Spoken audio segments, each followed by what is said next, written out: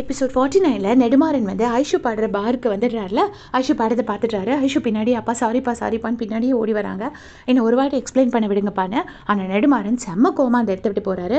போயிட்டு என்னன்னா ஐஷு போயிட்டு ஒரே ஒரு வாட்டி எக்ஸ்பிளைன் பண்ணிக்கிறேன்னு சொல்லும்போது அவர் என்ன சொல்கிறாருன்னா, உங்கள் மேலே வச்சிருந்த ஹோப்பே போச்சு, அது எல்லாத்தையுமே நீங்கள் பீஸாக உடச்சிட்டிங்க. இந்த மாதிரி நீயும் உங்கள் அக்காவும் சேர்ந்து என்னை ரொம்ப ஸ்ட்ராங் ஆக்கிட்டீங்கன்னு தான் சொல்லணும்.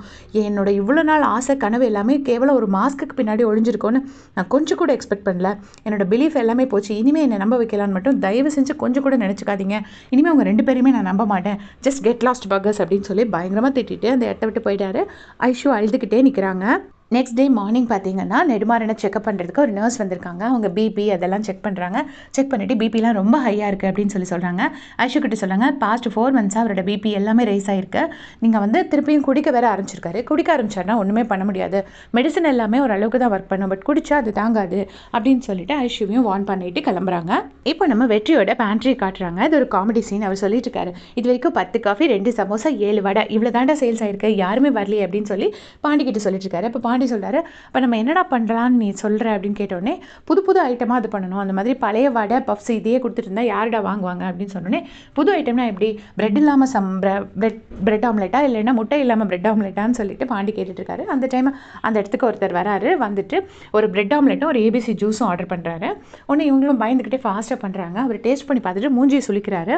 அப்போ பாண்டி கேட்குறாங்க, டேய் ஒழுங்காக தானடா போட்ட, பெரிய கஸ்டமர் மாதிரி இருக்காரு, மூஞ்சி சுளிக்கிறாருடா, என்னாச்சு அப்படின்னு பார்க்கும்போது பார்த்தா அது ஒரு நியூ காமெடி கேரக்டர். இவங்க வந்து அசிஸ்டண்ட்டாக அப்பாயிண்ட் பண்ணியிருக்காங்க போல இருக்க ரெசார்ட்லேருந்து வெற்றிக்கு. ஏன்னா பேண்ட்ரியில் வந்து அவர் தனியாக ஒர்க் பண்ணிட்டு இருக்காருல்ல. ஸோ அவர் உள்ளே வந்து நான் தான் புதுசாக அசிஸ்டண்ட்டாக வந்திருக்கேன் அப்படின்னு விக்கியும் வெற்றியும் பாண்டியும் பயங்கரமாக திட்டுறாங்க. டே அசிஸ்டண்ட்டாக சொல்லி தொலைக்க மாட்டேன் அப்படின்னு சொன்னோடனே அவர் வந்துட்டு சரி இனிமேல் சொல்லிட்டேன், நான் இப்போவுமே பாத்திரம் கழுவ ஆரம்பிக்கிறேன் அப்படின்னு சொல்லிட்டு அவரோட வேலையை ஸ்டார்ட் பண்ணுறாரு.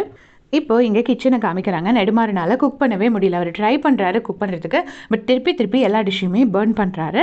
இதை எல்லா ஷெஃபுமே நோட் பண்ணுறாங்க. பார்த்துட்டு வேணி வந்து ஐஷுவை தனியாக கூப்பிட்டு, ஹே அப்பாவுக்கு என்னடி ஆச்சு, நீ என்ன ஆச்சுன்னு சொல்லு அப்படின்னு சொன்னோடனே ஐஷு சொல்கிறாங்க, இந்த மாதிரி நேற்று நைட்டு பாருக்கு வந்துட்டாருடி, நான் பாடுறது தெரிஞ்சு போச்சு, என் மேலே ரொம்ப கோவப்பட்டு கத்திட்டு போயிட்டாரு அப்படின்னோடனே வேணி கேட்குறாங்க, அப்பாவுக்கு எப்படி தெரிஞ்சது நீ பாடுறதுனோடனே, அதுதாண்டி எனக்கும் புரியல அப்படின்னு சொல்லிட்டு ஐஷு அப்படியே பசல்டாக நிற்கிறாங்க. இங்கே பிரியா வந்து கேன்டீனில் உட்காந்துருக்காங்க. நான் ஒரு 2 வீக்ஸ் முன்னாடியே சொன்னேன் பிரியா கிட்ட ஏதோ ஒரு ஹிடன் அஜெண்டா இருக்குன்னு. அது இன்றைக்கி தெரிஞ்சு போச்சு. பிரியா வந்து கேன்டீனில் சாப்பிட்டுட்டு இருக்கும்போது பக்கத்தில் 2 சிசிடிவி ஆப்ரேட்டர்ஸ் வந்து பேசிகிட்டு இருக்காங்க. அவங்க என்ன சொல்கிறாங்கன்னா, இந்த மாதிரி இப்போ கேமராஸ் எல்லாமே வந்து அடிக்கடி ரிப்பேர் ஆகுது, அது என்னங்கிறத நம்ம செக் பண்ணணும் அப்படிங்கிற மாதிரி பேசிகிட்டு இருக்காங்க. அப்போ இன்னொருத்தர் சொல்கிறாரு, அதுக்கு தான் வந்து இந்த வர 20 செகண்ட் வந்து எல்லா கேமராக்கும் சேம் டே ரிப்பேர் மாதிரி கொடுத்துருக்காங்க. அந்த 20 செகண்டில் எல்லா சிசிடிவி கேமராவையும் ரிப்பேர் பண்ண போகிறாங்க அப்படின்னு சொல்கிறாங்க. இதை வந்து பிரியா அப்படியே கேட்டுட்டு நைஸாக யாருக்கும் மெசேஜ் அனுப்புகிறாங்க.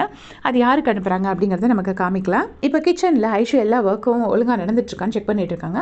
அப்போ வேணி வந்து சொல்கிறாங்க, ஹே நான் கண்டுபிடிச்சிட்டேன்டி, யார் உன்னோட இதை சொன்னா அப்பா கிட்ட அப்படிங்கிறத நான் கண்டுபிடிச்சிட்டேன். இந்த மாதிரி வெற்றி வந்து அந்த அசிஸ்டண்ட் ஏதோ ஏமாற்றிட்டு உள்ளே போயிட்டு இவர்கிட்ட சொல்லியிருக்காங்க, ஷிபு கிட்ட சொல்லியிருக்காங்க, அவனுக்கு பாடுறதுக்கு ஒரு சான்ஸ் கேட்டிருக்காங்க போல இருக்கு அப்படின்னு சொன்னோடனே, அப்படியா அப்படின்னு சொல்லிட்டு ஐஷு ஷாக் ஆகுறாங்க. அதனால ஷிபு தான் உங்கள் அப்பா கிட்ட சொல்லியிருக்கணும், அப்படி தான் உங்கள் அப்பாவுக்கு தெரிஞ்சிருக்கணும் அப்படின்னு சொன்னோடனே ஐஷுக்கு ரொம்பவே கடுப்பாகுது. நேராக என்ன பண்ணுறாங்கன்னா, நைட் அந்த தள்ளுவண்டி கடைக்கு ஐஷு வராங்க. அப்போ பயங்கரமாக மழை கொட்டிகிட்டு இருக்கு. இங்கே ரம்யா, பாண்டி, வெற்றி அண்ட் அவங்க அம்மா பவானி எல்லாருமே நின்றுட்டுருக்காங்க.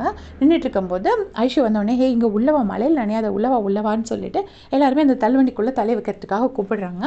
அவங்க வரல. அப்போ வந்து வெற்றி போயிட்டு பேசுகிறாரு. பேசும்போது ஐஷு சொல்கிறாங்க, உங்ககிட்ட நான் கேட்டேன்னா நீ தானே காமிச்ச ஷிபு கிட்டனோடனே வெற்றி வந்து ஆமாம் ஒத்துக்கிட்டு சாரி சொல்கிறாரு. உடனே உங்ககிட்ட நான் சான்ஸ் வேணும்னு கேட்டேன்னா, என் மனசில் எவ்வளோ கஷ்டம் ஓடிட்டுருக்குன்னு உனக்கு ஏதாச்சும் தெரியுமா, சொன்னாலும் உனக்கு புரியாது நான் படுற கஷ்டம்லாம், இனிமேல் இந்த மாதிரி விஷயத்தில் தலையிடாதே, என்னை தயவு செஞ்சு விட்டுரு அப்படின்னு சொல்லி அழுதுகிட்டே அந்த இடத்த விட்டு கிளம்பிடுறாங்க. அதோட இந்த எபிசோட் முடிச்சிருக்காங்க. தேங்க்ஸ் ஃபார் வாட்சிங்.